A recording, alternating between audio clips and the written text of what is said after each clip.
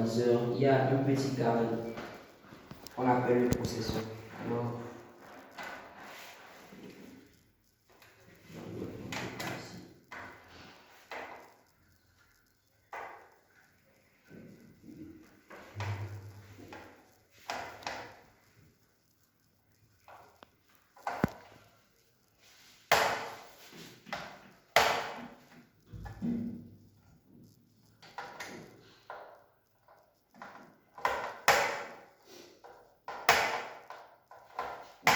différentes, par exemple, si tu as ouvert plusieurs applications et tu es en train de travailler, par exemple, sur une application, tu ouvres musique, vidéo, test, tu es en train de travailler sur le test.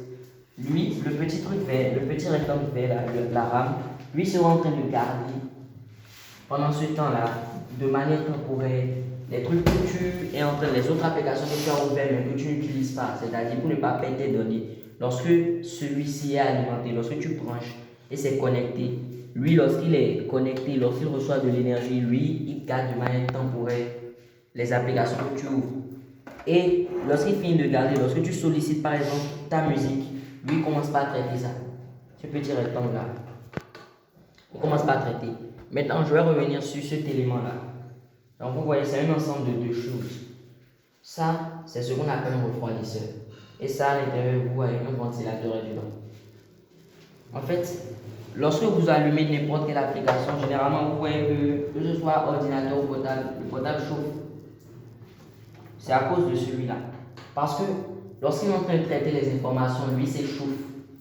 Il devient chaud. Parce que quand le traitement commence par le... Bon. Voilà l'élément vert dont je vous parlais. La RAM. Bon. Je vais expliquer ce que ça fait. Je vais expliquer ce que ça fait. La mémoire RAM est un périphérique de stockage qui permet de garder les éléments en cours de traitement. Ok.